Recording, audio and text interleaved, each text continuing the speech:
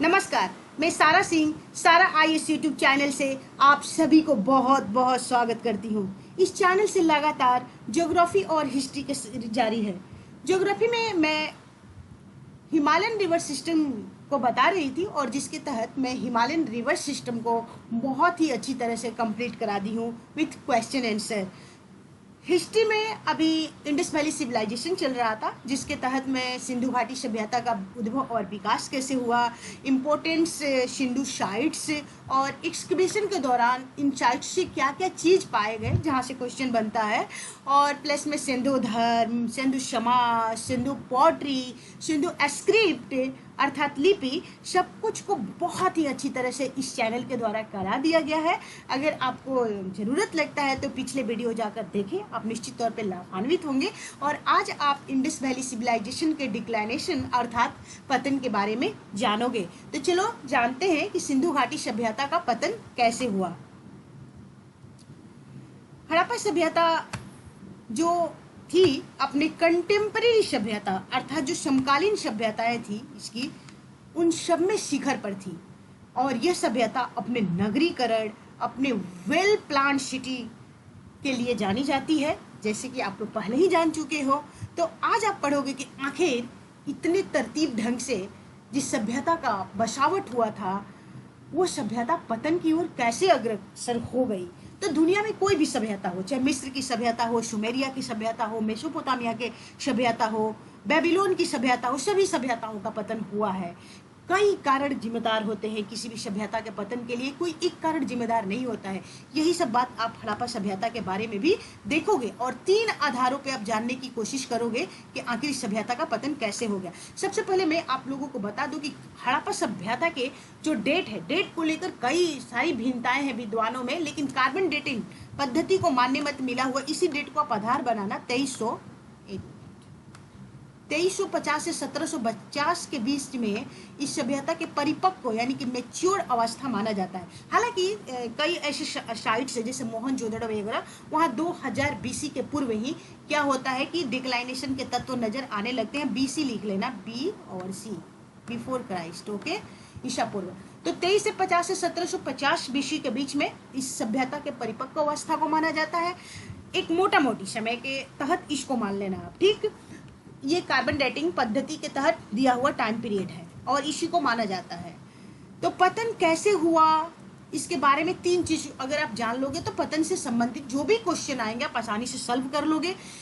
जैसे कि पतन कब हुआ, ठीक है, क्यों हुआ और कैसे हुआ। तो कब के बारे में तो मैं बताई हूँ कि 1750 के बाद ये सभ्यता पतन की ओर अग्रसर हो चुका था, ठीक है। हालांकि इसके पहले भी पतन के तत्व दिखने लगे। तो जहां तक पतन की बात है तो पतन के जो स्वरूप है उसमें काफी भिन्नता है, ठीक है, क्योंकि ये सभ्यता 12,99,600 स्क्वायर किलोमीटर में फैली हुई थी। तो आप समझ सकते हो कि इस सभ्यता के पतन के लिए कोई एक कारण जिम्मेदार तो नहीं होगा, कई कारण होंगे। दूसरी बात, सिंधु कालीन जो है सभ्यता, उसके लिपि को आज भी नहीं पढ़ा गया है। तो आज भी एक मिस्ट्री है, एक रहस्यमयी बात बनी हुई है कि ये सभ्यता का वास्तव में पतन कैसे हुआ। तो जो खुदाई हुआ है, जो आर्कियोलॉजिकल रिमेन्स पुरातात्विक साक्ष्य मिले हैं, उसी को विभिन्न इतिहासकारों द्वारा आधार बनाया गया है इसके पतन के रिगार्ड में। और सभी इतिहासकारों के जो कंक्लूजन है, जो निष्कर्ष है, उसको देखते हुए इस सभ्यता के पतन संबंधी कई कारणों को तलाशा गया है और उन्हीं कारणों को की तलाश के आधार पर आप इस सभ्यता के पतन के बारे में समझोगे, ठीक है। तो हड़प्पा सभ्यता के जो अंतिम चरण था यानी कि जो लेट हड़प्पा था, इसके पहले मैं बताई थी आप लोगों को प्री हड़प्पा, ठीक है, अर्ली हड़प्पा, मैच्योर हड़प्पा और लेटर हड़प्पा। पहले दूसरी क्लास में मैं बता चुकी, बहुत डिटेल में बताई हूँ। तो जो अंतिम चरण तक नगर नियोजन जो था इस सभ्यता का, जो नगर नियोजन के लिए जो सभ्यता जानी जाती थी अथवा नगर निर्माण में एक ह्रासोन्मुख, एक डिक्लाइनेशन की प्रवृत्ति दिखाई देती है। उदाहरण के तौर पर शहर बड़ी तेजी से ग्रामीण बस्तियों में तब्दील होने लगा, यानी अपने शहरी प्रतिमान को ये सभ्यता धीरे धीरे होने लगा। और विशाल, जैसे कि हर घर में मैं बताई थी कि स्नानागार होता था, यानी कि बाथरूम्स होते थे, अन्न भंडार हुआ करता था। तो जो विशाल स्नानागार जैसे मोहनजोदड़ो वगैरह से या अन्न भंडार का उपयोग जो था पूर्णतः समाप्त होने लगा था, ठीक है। अभी मैं डिटेल में बता रही हूँ आपको। मूर्ति हो, जैसे कि मूर्ति बहुत सारी विभिन्न मूर्तियाँ मिली थी, लघु मूर्तियाँ, मन का बिट्स इंडस्ट्रीज वगैरह अब बताई थी आपको, लोथल से, चांदूहड़ों से आदि के निर्माण में कमी आ गई। धीरे धीरे क्या हुआ, कमी आने लगा, तथा भवन का पुनर्निर्माण में पुरानी ईंटों का ही प्रचलन बढ़ गया। जब भवन का रिपेयर किया जाता था या नया भवन बनाया जाता था तो अब न्यू बॉन्ड ब्रिक यानी कि नई पकी ईंटों का प्रयोग न करके क्या हो गया था, पुरानी ईंटों से ही घर को बनाया जाने लगा। तो ये सारी पतन के तत्व है। जैसे कि मैं आपको बताई कि जो हड़प्पा नगर था, जो हड़प्पा सिटी था या सिंधुकालीन जो शहर था, वो अपनी वेल स्ट्रक्चर्ड के लिए जाना जाता था, स्टैंडर्डाइज्ड माप तोल के लिए जाना जाता था, साथ ही में एडवांस ड्रेनेज सिस्टम, जो नाली वगैरह थी उसके लिए, वाटर रिजर्वियर के लिए, जैसे धौलावीरा से आप सुने होंगे, वाटर रिजर्वियर के लिए, जल निकास प्रणाली के लिए जाना जाता था।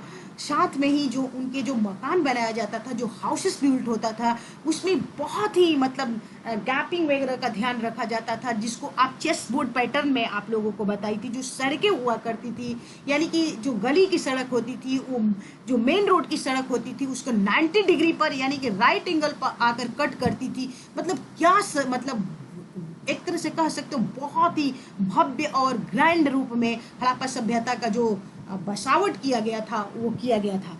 जो कि आज जो भारत में स्मार्ट सिटी प्रोजेक्ट चल रहा है अथवा जो क्लीन इंडिया मिशन चल रहा है, उसको सीखने की जरूरत है हड़प्पा सभ्यता से। इस तरह की यह सभ्यता थी, लेकिन समय के साथ ये सभ्यता अपने जो इसकी स्वरूप है, जो इसका जो नेचर है, उसको खोने लगी। ठीक है, एक चीज और आप लोगों को मैं बता दूं कि जब भी आपसे हड़प्पा सभ्यता के बारे में पूछा गया कि क्या हड़प्पा सभ्यता का अंत हो गया, तो नहीं, किसी भी सभ्यता का दुनिया में अंत नहीं होता है, बल्कि सभ्यताएं अपने स्वरूप को खो देती है। उदाहरण के तौर पे जैसे हड़प्पा सभ्यता शहरी सभ्यता के लिए जाना जाता है, लेकिन लेट हड़प्पा के बाद धीरे धीरे यही सभ्यता फिर से एक बार ग्रामीण सभ्यता की ओर रुख कर जाती है, तब्दील हो जाती है, अपने आप को परिवर्तित कर लेती है।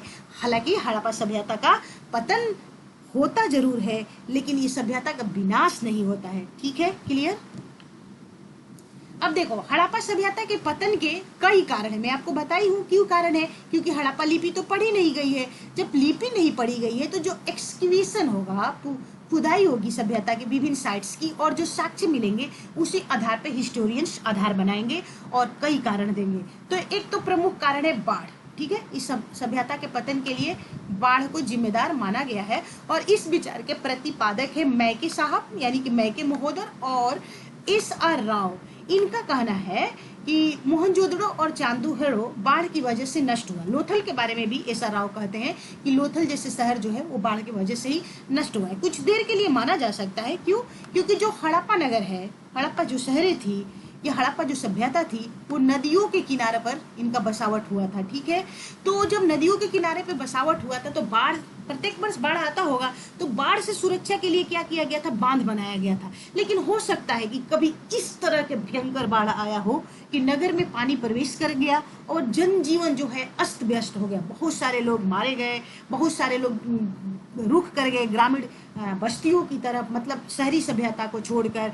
तो इनका कहना है मैके और SR महोदय का कि जो बाढ़ आया था उसके वजह से सभ्यताएं नष्ट हो गई। इसी तरह के विचार जैसे कि MR साहनी महोदय और RL राइक्स भी देते हैं। MR साहनी का कहना है और राइक्स महोदय जी का कहना है कि इस सभ्यता का नष्ट हुआ है वो जल प्लावन अर्थात जल जमाव के वजह से। यानी कि जब बाढ़ का पानी नगर में प्रवेश किया तो कुछ दिनों तक निकला ही नहीं, ठहरे रह गया, यानी कि जल साम्राज्य कायम हो गया। जो लैंड थी वो दलदल हो गई और इस तरह से फसल फेल्योर होने लगा। ठीक है, बहुत सारी मतलब लोगों की कठिनाइयों को सामना करना पड़ा और लोग दूसरी संस्कृतियों की तरफ रुख कर गए। ठीक है, यानी कि शहर छोड़ के जाने लगे। अब संक्रामक बीमारी, ईवर कैनेडी महोदय का कहना है कि संक्रामक बीमारी के वजह से इस सभ्यता का नष्ट हुआ होगा। हो सकता है कि संक्रामक बीमारी आई होगी, क्योंकि जब बाढ़ आया होगा तब मलेरिया, हो सकता है प्लेग जैसी प्रकोप आया हो। ठीक है, बीमारी इस तरह के मतलब खतरनाक बीमारियों के आगोश में हड़प्पाई वासी आए होंगे और देखते ही देखते ये सभ्यता मतलब संक्रामक बीमारियों की चपेट में आया और सभ्यता नष्ट हो गया। ऐसा कहना है ईवर कनेडी महोदय का। ठीक है, सभी विद्वानों के मत को आपको लिखना होगा। एक पारिस्थितिकीय संतुलन के बारे में भी मत दिया जाता है और इस तरह का मत देते हैं फेयर सर्विस महोदय। बहुत इंपॉर्टेंट है फेयर सर्विस महोदय। इनका कहना है कि चूंकि हड़प्पाई जो नगर है, जो हड़प्पाई हाउसेस है, उस हाउसेस में बड़े पैमाने पर लकड़ियों का प्रयोग किया गया था और इनका ये भी कहना है कि हड़प्पाई नगरों से लकड़ियों का निर्यात भी होता था मेसोपोटामिया के लिए। क्यों? क्योंकि जो मेसोपोटामिया के हाउसेस है और हड़प्पा हाउसेस है, उनमें जो लकड़ी मिला है वो एक ही तरह का मिला है। तो जो लकड़ियों के चाहे निर्यात हो, चाहे हाउसेस बनाने के लिए हो, तो बड़े पैमाने पर जंगलों को काटा गया था और जंगलों को काटने से क्या हुआ कि पारिस्थितिकी असंतुलन उत्पन्न हो गया। यानी कि दिन प्रतिदिन जो बारिश की मात्रा है उसमें कमी आई, ड्राउट प्रोन एरिया बनने लगा, सूखा संभावित क्षेत्र बनने लगा और इस तरह से पारिस्थितिकी असंतुलन की वजह से हड़प्पा सभ्यता का पतन हो गया। क्योंकि जब बारिश नहीं होगी तो कृषि नहीं होगा, पशुपालन नहीं होगा, जनजीवन जो क्या हो जाएगा, अस्त व्यस्त होगा। इनका कहना है फेयर सर्विस महोदय को। ठीक, नदी मार्ग में परिवर्तन, डेल्स लैम्ब्रिक माधु स्वरूप वत्स जैसे इतिहासकार का कहना है कि ये जो हड़प्पा सभ्यता का जो पतन हुआ है वो नदी मार्ग के परिवर्तन में हुआ है। ऐसा हो सकता है क्योंकि जो आप लोग तो जानते हैं ना कि हड़प्पा सभ्यता का उद्भव और विकास जो हुआ है नदियों के गोद में हुआ है। इसी नदियों के गोद में इस सभ्यता ने पली थी, बढ़ी थी, खेली थी। लेकिन जब नदी मार्ग ही परिवर्तन कर लेगी तो कैसे सभ्यता जीवित रह सकती है? ठीक है, तो जब नदी मार्ग परिवर्तित की तो यहाँ के जो आसपास में जो कृषि होता था, पशुपालन होता था, सब फेल्योर कर गया और ये सभ्यता पतन की तरफ रुख कर गई। ठीक, फिर बाह्य आक्रमण के बारे में सिद्धांत दिया जाता है, यानी कि आर्य इन्वेशन भी बोलते हैं, आर्यों द्वारा आक्रमण जो कि मध्य एशिया से आकर आक्रमण किए थे। और इस बारे में 2-3 विद्वान कहते हैं जिसमें से मार्टिमर व्हीलर और गोल्डन चाइल्ड को आप आधार बनाओगे। मार्टिमर व्हीलर साहब का कहना है कि हड़प्पा सभ्यता का जो नष्ट हुआ था वो आर्यों द्वारा किया गया था। जब मध्य एशिया से आर्य आए तो हड़प्पा वासियों से उनकी एक कह सकते हो कि दोनों में झड़प हुई थी और जो आर्य थे वो दक्ष थे, युद्ध कला में दक्ष थे हड़प्पावासी से। हड़प्पावासी शांति प्रिय थे, युद्ध कला का ज्ञान नहीं था और इस आधार पे उन्होंने घुड़सवारी भी जानते थे और इस तरह से कुचल दिए हड़प्पावासियों को। और ये इसके आलोक में ये आधार बनाया कि जो मोहनजोदड़ो से खुदाई हुई है, इनका कहना है वहां से 26 नर कंकाल मिला है। तो 26 नर कंकालों के आधार पर ये कह दे रहे हैं कि हड़प्पा सभ्यता का आर्यों द्वारा क्या किया गया था, समूल नाश किया गया था। लेकिन इनके विचार को दूसरे विद्वानों द्वारा खारिज कर दिया जाता है और उनका कहना है कि महज 26 नर कंकालों पर, और वो भी सिर्फ मोहनजोदड़ो से प्राप्त नर कंकालों के आधार पर, जिस सभ्यता की 1 लाख जनसंख्या थी तत्कालीन समय में, आर्यों द्वारा नरसंहार कहना उचित प्रतीत नहीं होता है और इनके मत को खारिज कर दिया जाता है। उसी तरह गोल्डन चाइल्ड महोदय है, उनका कहना है कि हड़प्पा सभ्यता की वैदिक कालीन जो सभ्यता है अर्थात ऋग्वेद में के जो साहित्य है उसमें पूर्व, पुरंदर और हरूपिया जैसे शब्द का प्रयोग किया गया है। और पूर्व का मतलब होता है किला, ठीक, पुरंदर का मतलब होता है किला को नष्ट करने वाला और हरूपिया की पहचान की गई है हड़प्पा से।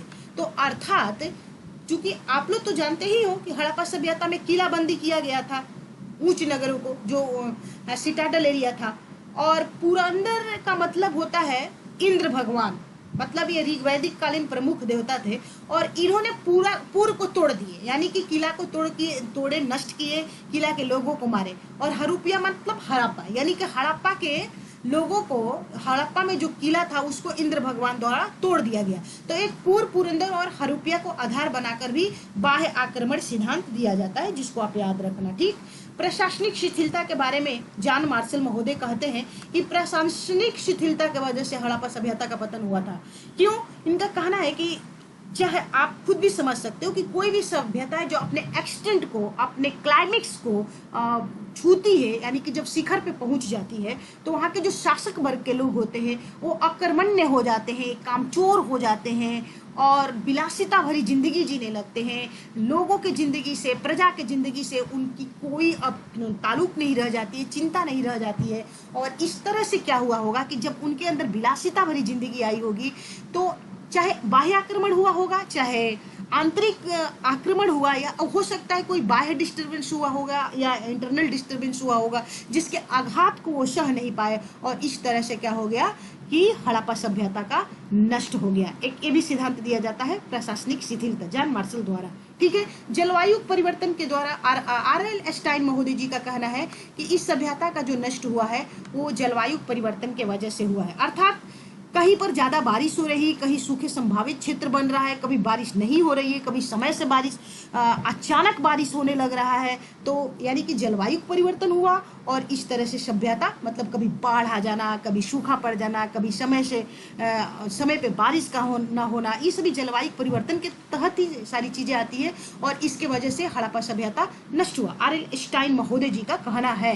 ठीक है, अग्निकांड, एक विद्वान का कहना है कि हड़प्पा सभ्यता का जो अंत हुआ था वो अग्निकांड के वजह से हुआ था और इनके कहना है कि बलूचिस्तान के नाल शहर है बलूचिस्तान में, जो पाकिस्तान के ये बलूचिस्तान प्रोविंस आता है, उसी के तहत एक नाल तथा डाबरकोट शहर है और वहां से बहुत बड़ी मात्रा में राख का ढेर प्राप्त हुआ था। ठीक है, तो इनका कहना है कि चूंकि हड़प्पाई घरों में बड़े पैमाने पर सूखी लकड़ियों का प्रयोग किया गया था और हो सकता है कि कभी भीषण अग्निकांड हुआ हो और देखते ही देखते हड़प्पाई नगर जलकर खाक हो गया हो और इस तरह से हड़प्पा सभ्यता का पतन हुआ।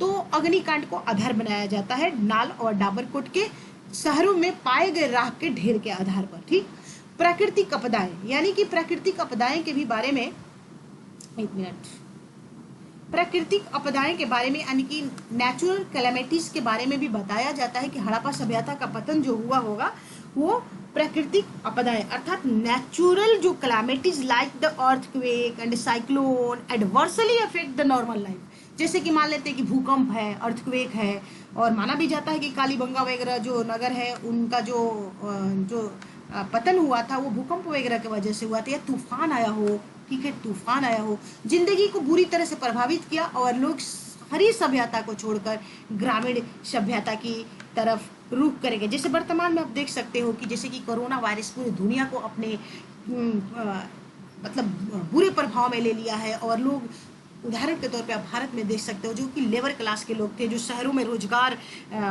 मतलब रोजगार के तलाश में आए हुए थे और काम कर रहे थे यहाँ पर, उनके बच्चे, उनके परिवार एक मतलब बेहतर लाइफ जी रहा था, लेकिन आज इस कोरोना वायरस की वजह से उन्हें मजबूर होकर अपने रोजगार को छोड़कर या रोजगार के अभाव में फिर से ग्रामीण गांव की तरफ अपने उनके जो विलेज है उसके तरफ उनको रुख करना पड़ रहा है। और हो सकता है कि इसी तरह की कुछ क्लैमिटीज आई हो जिसकी वजह से हड़प्पावासी शहरी सभ्यता को छोड़कर दूसरे संस्कृतियों की तरफ रुख कर गए हो। ठीक है, एक ये भी कारण दिया जाता है प्राकृतिक आपदाएं। अकाल, चूंकि अकाल तो आएगा ही, क्योंकि जब पारिस्थितिकी असंतुलन है, समय पे बारिश नहीं हो रहा है, नदियां मार्ग परिवर्तित कर रही है, तो क्या होगा, अकाल होगा, ड्राउट प्रोन एरिया बनेगा, सूखा संभावित क्षेत्र होगा और लोगों की जिंदगी दुरूह हो जाएगी और लोग उस जगह पे जाएंगे जहां पर पानी होगा, जीने की संभावना होगी और इस शहर को छोड़कर दूसरे तरफ लोग क्या करने लगे, रुख कर गए।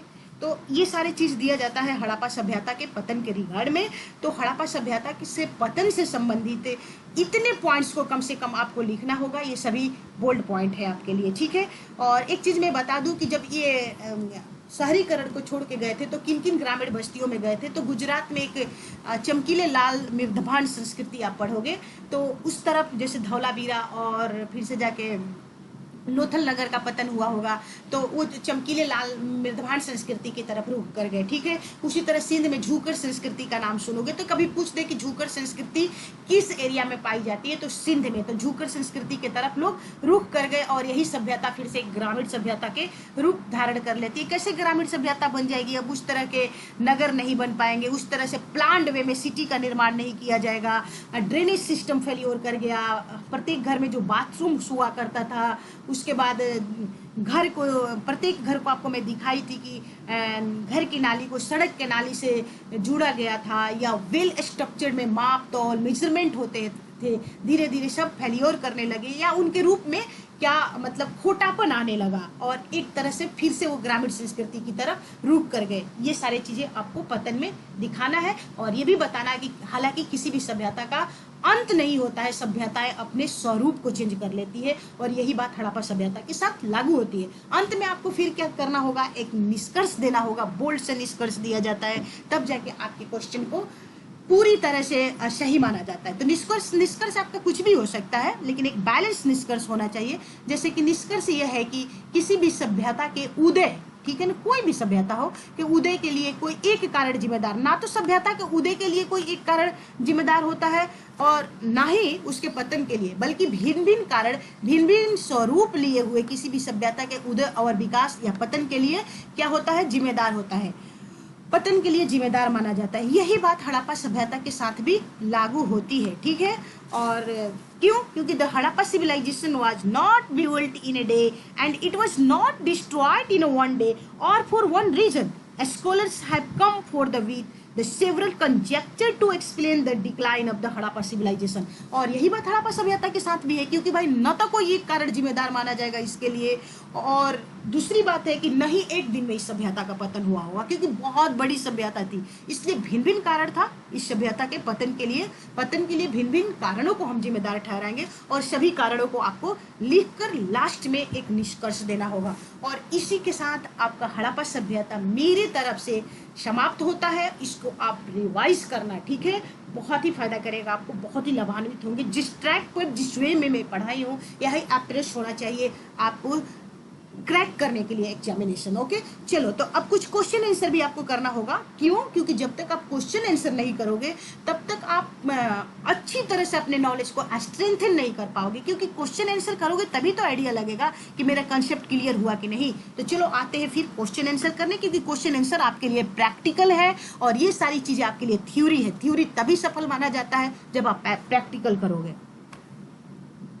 सिंधु सभ्यता से संबंधित मैं 30 क्वेश्चन ली हूं और फटाफट कराती हूं ताकि आपका प्रैक्टिस हो जाए और एक तरह से रिवाइज भी हो जाए। मानव समाज विलक्षण है क्योंकि वो मुख्यतः आश्रित होती है। मानव समाज विलक्षण क्यों होता है भाई, क्यों अद्भुत होता है? संस्कृति पर, अर्थव्यवस्था पर, धर्म पर, विज्ञान पर। संस्कृति पर क्योंकि ये सभी संस्कृति के ही, अर्थव्यवस्था भी, धर्म भी संस्कृति के अंतर्गत आता है। आचार व्यवहार, खान पीन, अर्थव्यवस्था, विज्ञान सभी संस्कृति समाहित हो जाएगा। इसलिए संस्कृति आपके लिए यहाँ पर व्यापक आयाम है, तो इसलिए संस्कृति पे मारना आप। ओके, हड़प्पा निम्नलिखित में से किस सभ्यता से संबंध है? बताया ना, सिंधु घाटी सभ्यता। हड़प्पा सभ्यता के कई नाम है, काशी गुइन सभ्यता, सिंधु घाटी सभ्यता, आपको मैं बता चुकी हूँ, ठीक है, इसलिए ये क्वेश्चन बहुत आसान है। चलो, सिंधु सभ्यता संबंधित है किससे? आद्य ऐतिहासिक। आद्य ऐतिहासिक काल किसे कहते हैं? वैसे काल को जिसमें लिपि हो लेकिन पढ़ी नहीं गई हो और आज आर्कियोलॉजिकल रिमेन्स के आधार पर उस सभ्यता का स्टडी किया जाता है। और यही बात हड़प्पा सभ्यता के साथ भी लागू है, क्योंकि हड़प्पा लिपि अभी तक पढ़ी नहीं गई है। प्राक इतिहास, ठीक है, आद्य इतिहास और ऐतिहासिक काल में बहुत पहले ही बता चुकी हूँ आप लोग को। स्टोन एज जब बता रही थी, पाषाण काल जब बता रही थी, तो इसमें बताई हो, अगर जरूरत पड़ेगी तो पिछला वीडियो जरूर आप देखना। सिंधु घाटी सभ्यता गैर आर्य थी, मतलब गैर आर्य नहीं थी। गैर आर्य का मतलब आर्य नहीं थी। क्यों नहीं थी भाई आर्य? क्योंकि भाई देखो, आर्य जो सभ्यता थी वो ग्रामीण सभ्यता थी, जो कि पिछले अगली क्लास में बस आर्य सभ्यता पढ़ने वाले हो, तो गैर आर्य थी। तो ये पूछ रहा है कि सिंधु घाटी सभ्यता गैर आर्य थी। क्वेश्चन को राउंड कर लेना, सर्किल कर लेना, जब इस तरह के शब्द आए तो। गैर आर्य का मतलब आर्य नहीं थी भाई। कैसे नहीं आर्य थी? क्योंकि वो नगरीय सभ्यता थी और आर्य सभ्यता क्या थी? ग्रामीण सभ्यता थी, इसलिए यही आंसर हो जाएगा। ठीक, दोनों में ही अंतर था। सिंधु घाटी संस्कृति वैदिक सभ्यता से भिन्न थी। क्यों भिन्न थी भाई? तो इसके पास विकसित शहरी जीवन सुविधा थी, बिल्कुल थी, और आर्य सभ्यता ग्रामीण थी। ठीक, इसके पास चित्रलेखीय लिपि बिल्कुल थी, पिक्टोग्राफी ही तो लिपि जानते थे हड़प्पावासी। इसके पास लोहे और रक्षा शास्त्रों के ज्ञान का अभाव था, बिल्कुल अभाव था, क्योंकि लोहे के ज्ञान से अपरिचित थे, नहीं जानते था। रक्षा शास्त्र यानी कि युद्ध सामग्री भी खुदाई में नहीं मिला है, तो हड़प्पावासी क्या थे? शांति प्रिय थे।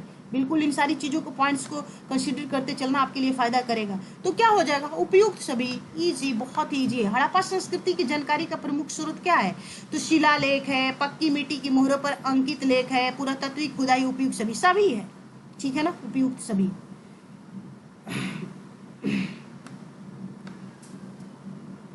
निम्नलिखित में से कौन सा सिंधु घाटी सभ्यता पर प्रकाश डालता है? निम्नलिखित में से कौन सा सिंधु घाटी सभ्यता पर प्रकाश डालता है? मुख्य रूप से पूछ रहा है, सिंधु घाटी, निम्नलिखित में से कौन सा सिंधु घाटी की सभ्यता पर प्रकाश डालता है? तो आप देख सकते हो इन सारी, हालांकि सब कुछ है, शिलालेख भी है, बर्तनों, मुहरों, सब कुछ मिला है, लेकिन प्रकाश तो भाई डालेगा पुरातात्विक खुदाई ना। कैसे, मैं बता देती हूँ। कि देखो शिलालेख है, जो पत्थरों पर लेख लिखा गया है उसको तो पढ़ा नहीं गया है।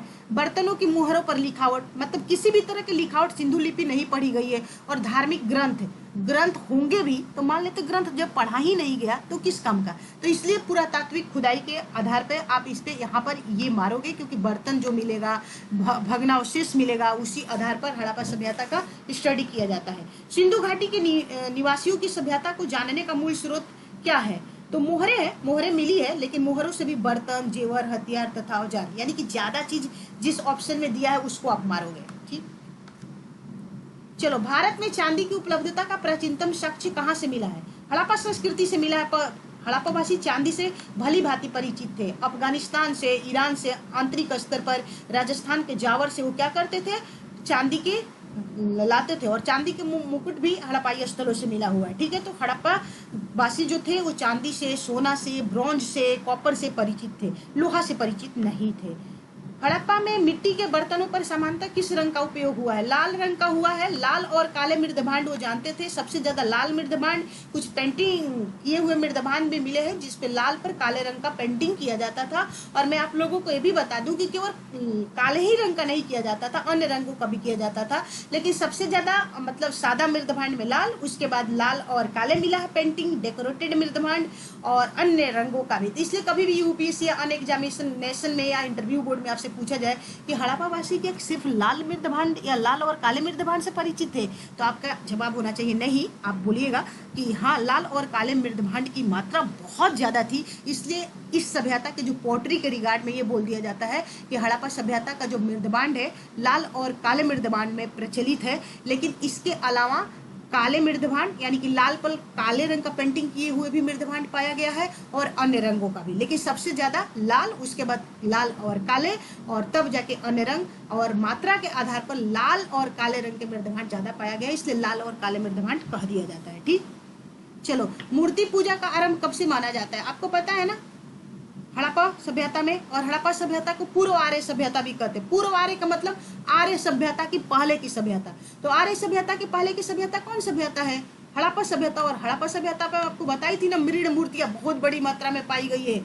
मातृदेवी की मूर्तियां, पशुपति शिव की मूर्तियां, सब कुछ फिगर भी मैं दिखाई हूँ। तो मूर्ति पूजा का आरंभ हड़प्पा सभ्यता से ही माना जाता है। निम्नलिखित पशुओं में से किस एक का हड़प्पा संस्कृति में पाई मोहरों और टेराकोटा कला, टेराकोटा मतलब मिट्टी की मूर्ति है, टेराकोटा कलाकृतियों में निरूपण नहीं हुआ था, रिप्रेजेंटेशन नहीं हुआ था? हाथी का हुआ था, गेंडा का हुआ था, बाघ का? ये तो दिखाई थी पशुपति में, हाथी का, गेंडा का, बाघ का, बेफलो का, गाय का नहीं हुआ है। ठीक है ना। हड़प्पाई जो मोहरे है अथवा जो टेराकोटा फिगर्स है, गाय और लॉयन, दो याद कर लेना, गाय और लॉयन का किसी भी मोहर पर हड़प्पाई जो मोहरे हैं या जो भी पोट्री है उस पे गाय का चित्रण और लॉयन का चित्रण नहीं किया गया है।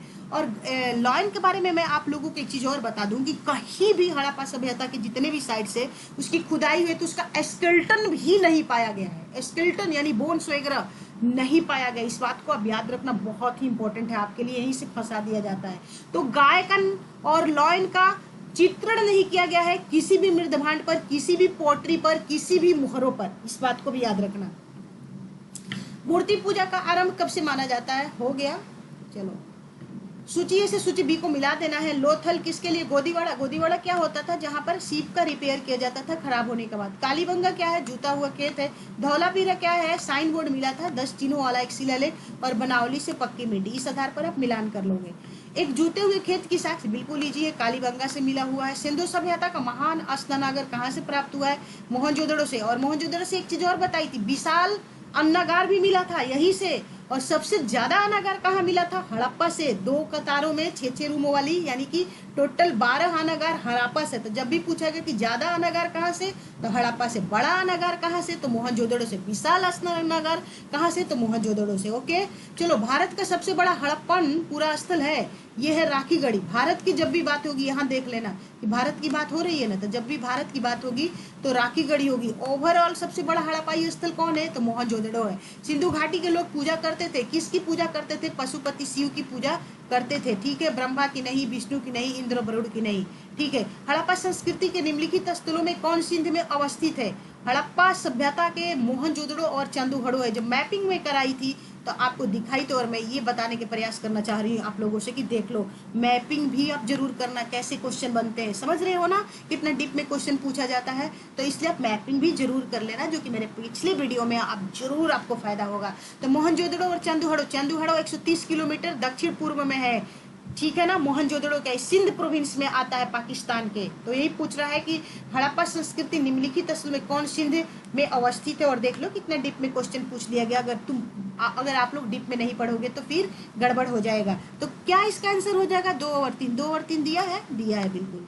चलो, चंदूहड़ो का उत्खनन का निर्देश किया था, किसने किया था? जॉन मार्शल नहीं किए थे। जॉन मार्शल के निर्देशन और डायरेक्शन में 1921 में हड़प्पा और मोहनजोदड़ो की खुदाई हुई थी। दयाराम साहनी ने हड़प्पा की खुदाई किया था और रखालदास बनर्जी, आर.डी. बनर्जी ने मोहनजोदड़ो की। कौन डायरेक्शन दिया था? तो सर जॉन मार्शल। क्यों? क्योंकि यही उस समय भारतीय पुरातत्व विभाग के अध्यक्ष थे। इसलिए जब डायरेक्टर का निर्देशन होगा तभी किसी सभ्यता की खुदाई होगी, ठीक है। मार्टिमर व्हीलर नहीं एक इतिहासकार है। सर आर्ले स्टेन दूसरे सभ्यता नहीं किए थे, और J.H. मैके भी नहीं, ठीक। चलो, सिंधु घाटी, अरे सॉरी, तो चंदूहड़ो के उत्खनन का निर्देश किया था किसने? तो ये J.H. मैके, ओके, मैके महोदय के निर्देशन में हुआ था। और देखो मैके महोदय बताई थी ना, एस.आर. राव और मैके महोदय ने। कैसे पकड़ लोगे?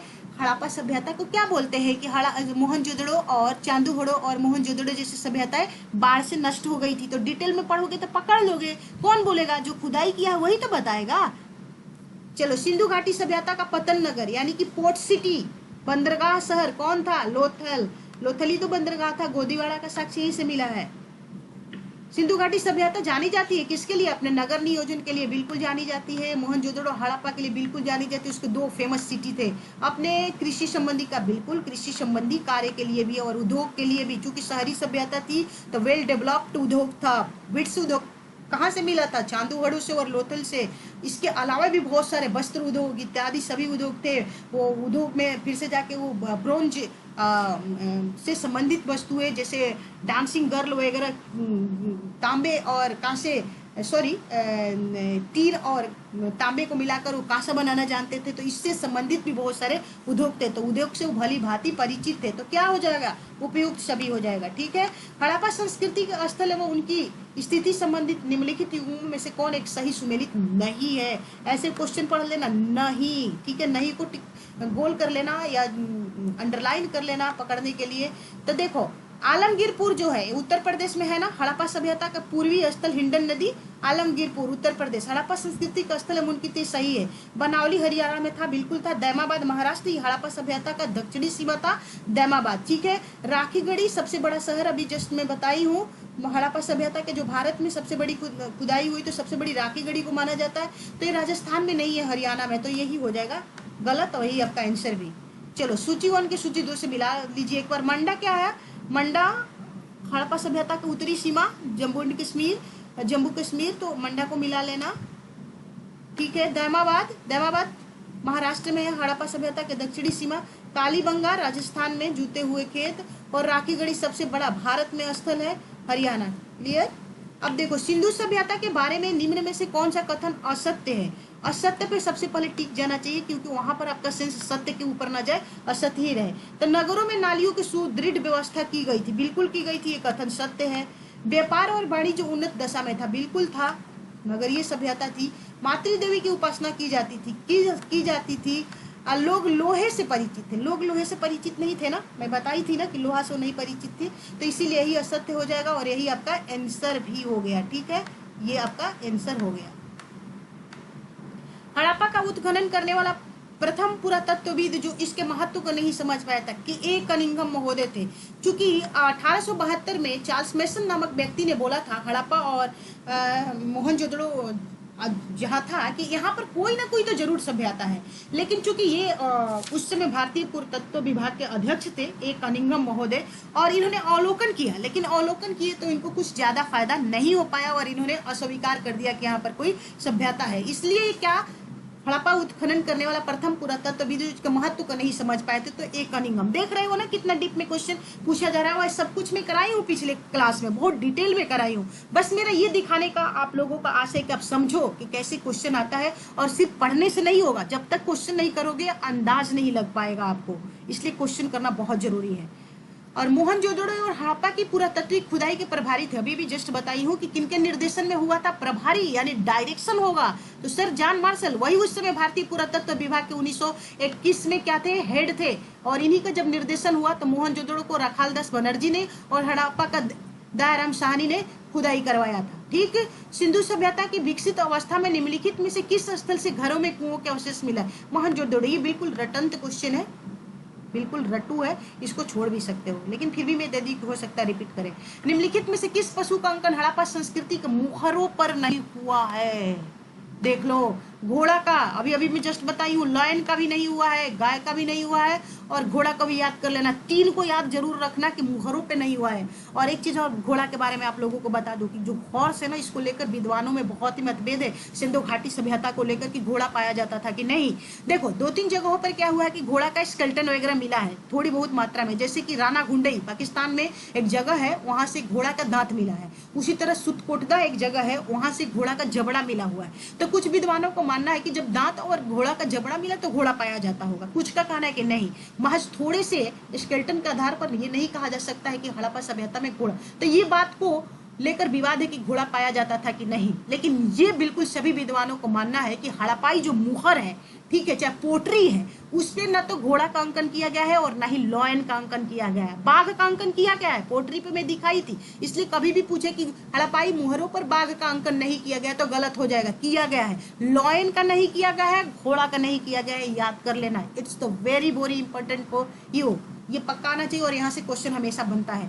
फिर से क्वेश्चन नंबर 28 देखो, निम्नलिखित में से कौन से लक्षण सिंधु सभ्यता के लोगों का सही चित्रण करते हैं? ये यूपीएससी में क्वेश्चन आया IAS प्री 2013 में, और देखो कितना आसान है आपके लिए, कैसे कर सकते हो। उनके विशाल महल और मंदिर होते थे। विशाल महल तो होते थे, बिल्कुल विशाल, महान, अन्नागार, ये सब महल ही तो था, देखे ना, लेकिन मंदिर नहीं होता था। अभी तक की खुदाई में मंदिर का साक्ष्य नहीं। तो एक तो गलत हो गया, स्टेटमेंट एक गलत।